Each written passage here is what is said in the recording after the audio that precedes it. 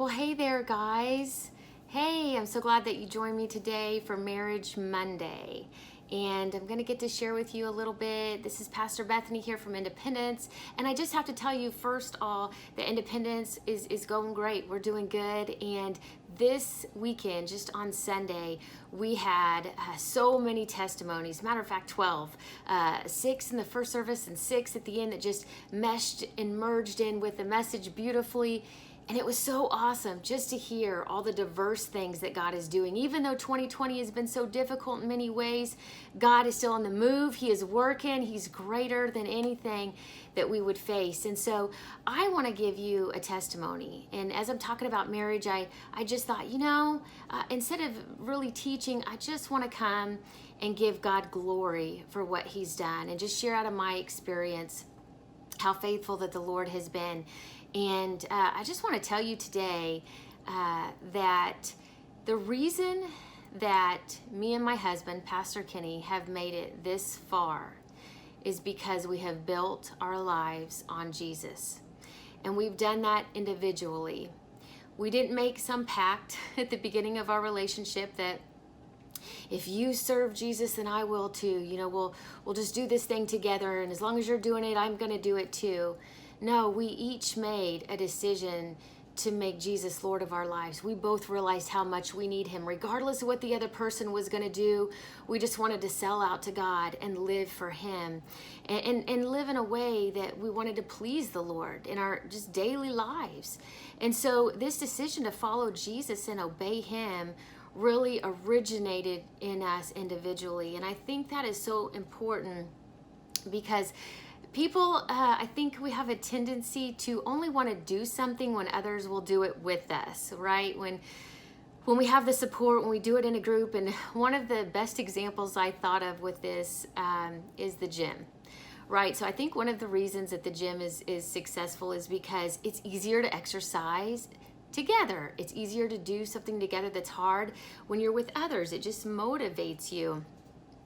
But what happens if everyone's motivation runs out? Will you still keep your commitment to be disciplined and still put in the hard work? And I think the only way that you could answer a truthful yes to that is if you had already made the decision that you see the value in working out and you're going to do it regardless of what other people are going to do. You're going to hang in there and you're going to do it. And again, we didn't set out to build a good marriage. We set out to build our life on Jesus. And a good marriage was just the result of that. I believe that with all of my heart. And it's the very thing that's still helping us today. It's our personal relationship with Jesus that brings life to our marriage. When we have it right here, then it becomes right this way.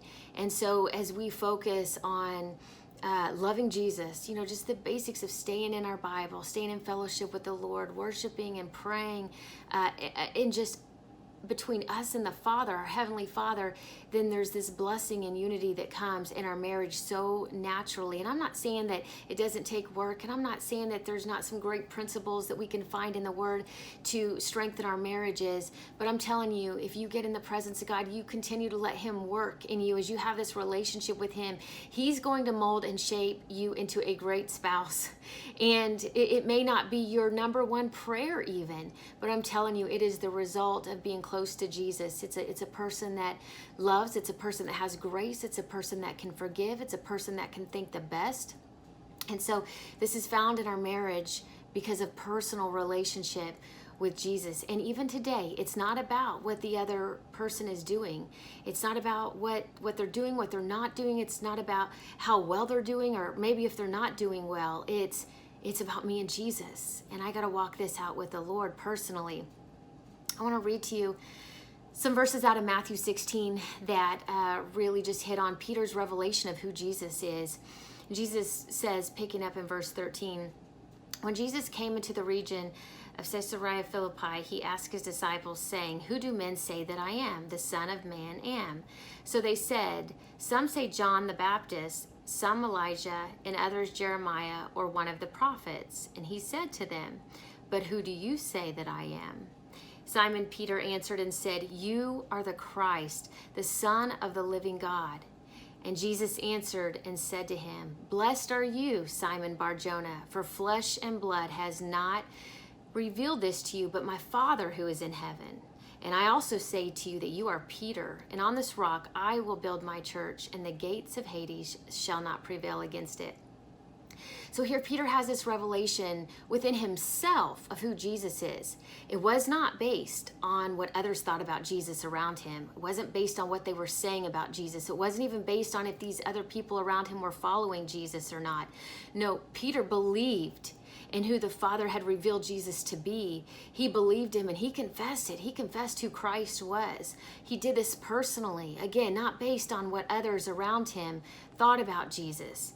And it was on Peter's faith and confession, his declaration of who Jesus was, that Jesus responds to Peter. And he says, it's on this rock. It's on this rock that Jesus said he will build his church, and the gates of Hades shall not prevail against it.